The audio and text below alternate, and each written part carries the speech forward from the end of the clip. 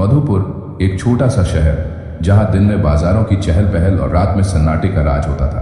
12 मई 2025 की रात बारिश की बूंदें मधुपुर की सड़कों पर धीरे धीरे गिर रही थी। रमेश अग्रवाल, शहर के सबसे बड़े कपड़ा व्यापारी, अपने विशाल बंगले में अकेले थे। उनकी पत्नी सुनैना और बेटा रोहन दिल्ली में एक पारिवारिक समारोह में गए थे। रात के करीब 11 बजे एक तेज चीख ने बंगले के नौकरों को जगा दिया। नौकर रामू ने दरवाजा खटखटाया, लेकिन कोई जवाब नहीं आया। उसने हिम्मत जुटाकर रमेश के अध्ययन कक्ष का दरवाजा खोला। वहां का दृश्य देखकर उसका चेहरा पीला पड़ गया। रमेश अग्रवाल अपनी मेज पर सिर झुकाए पड़े थे। उनके सीने में एक चाकू गड़ा हुआ था और खून की धार मेज से फर्श तक बह रही थी। रामू ने तुरंत पुलिस को फोन किया। थोड़ी ही देर में इंस्पेक्टर विक्रम सिंह अपनी टीम के साथ मौके पर पहुंचे। विक्रम एक अनुभवी पुलिस अधिकारी थे जिन्हें मधुपुर की हर गली की खबर थी। उन्होंने कमरे का मुआयना शुरू किया। कोई जबरदस्ती प्रवेश का निशान नहीं था, जिसका मतलब था कि हत्यारा कोई ऐसा व्यक्ति था जिसे रमेश जानते थे।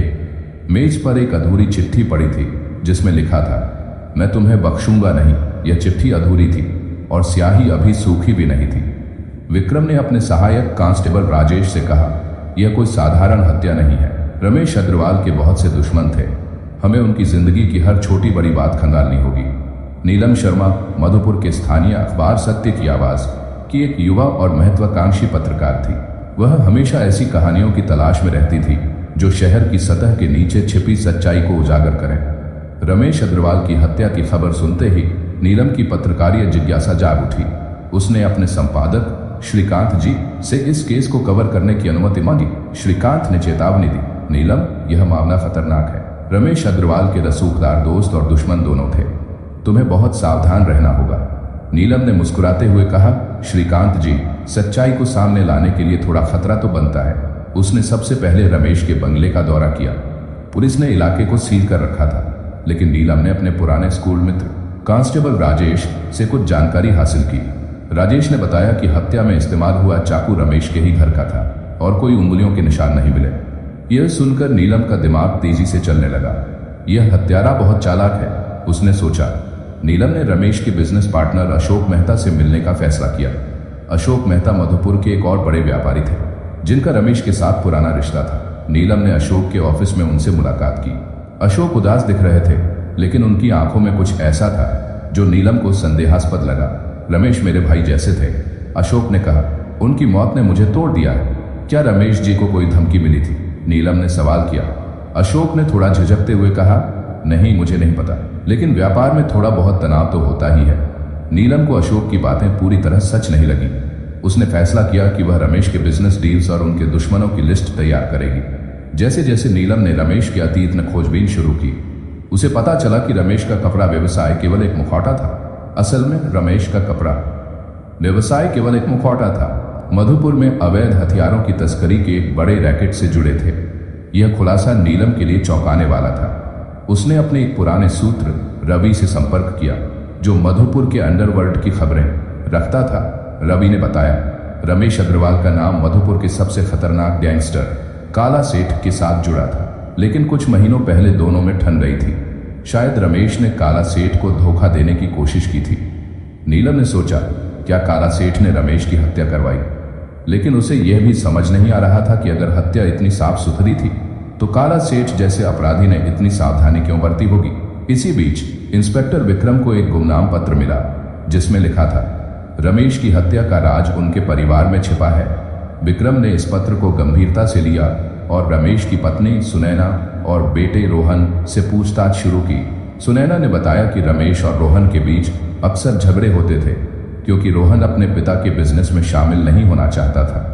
लेकिन सुनैना ने यह भी कहा कि रोहन अपने पिता से प्यार करता था और ऐसा कुछ नहीं कर सकता। विक्रम को सुनैना की बातों पर शक हुआ। उसने रोहन की कॉल डिटेल्स और बैंक स्टेटमेंट की जांच शुरू की।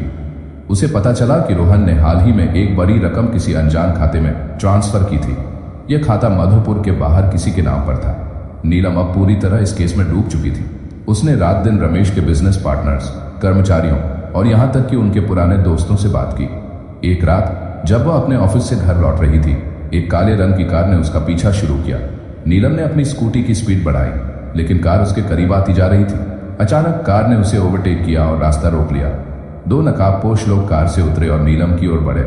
नीलम ने हिम्मत दिखाई और अपनी स्कूटी को तेजी से मोड़ा, लेकिन एक गली में जाकर वह फंस गई। नकाबपोशों ने उसे पकड़ लिया और धमकी दी, इस केस से दूर रहो, वरना तुम्हारी लाश भी उसी तरह मिलेगी जैसे रमेश की मिली। नीलम डर गई, लेकिन उसने हार नहीं मानी।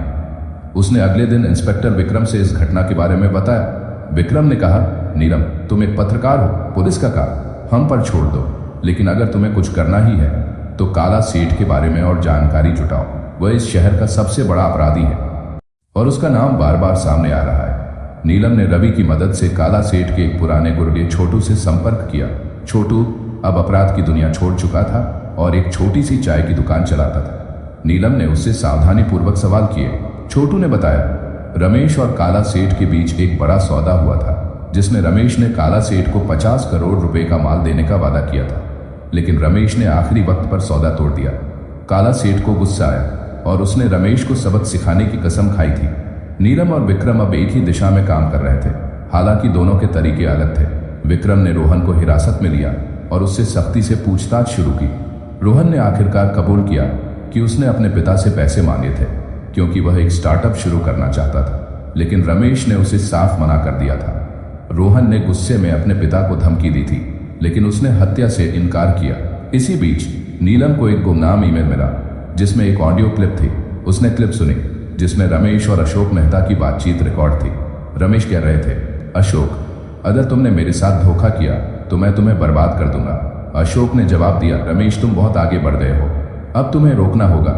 नीलम ने यह क्लिप विक्रम को दी। विक्रम ने अशोक को तुरंत गिरफ्तार किया।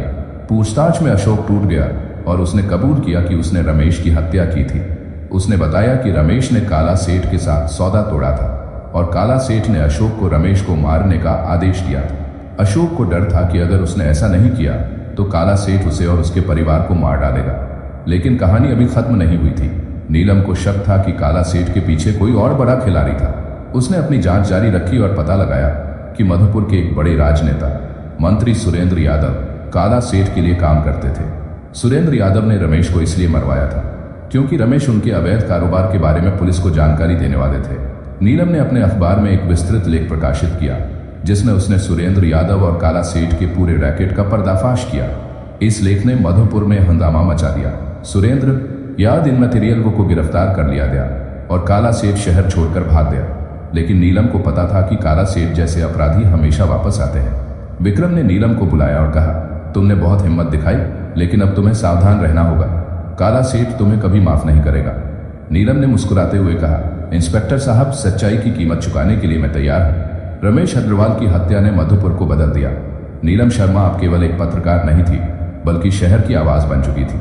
उसकी कहानी ने लोगों को प्रेरित किया कि सच्चाई के लिए लड़ना कितना जरूरी है, भले ही रास्ता कितना भी खतरनाक क्यों ना हो। लेकिन मधुपुर की गलियों में अब भी एक साया घूम रहा था, काला सेठ का साया, और नीलम जानती थी कि यह कहानी अभी खत्म नहीं हुई है। अगर आपको यह कहानी पसंद आई तो लाइक, शेयर और सब्सक्राइब जरूर करें। जय हिंद।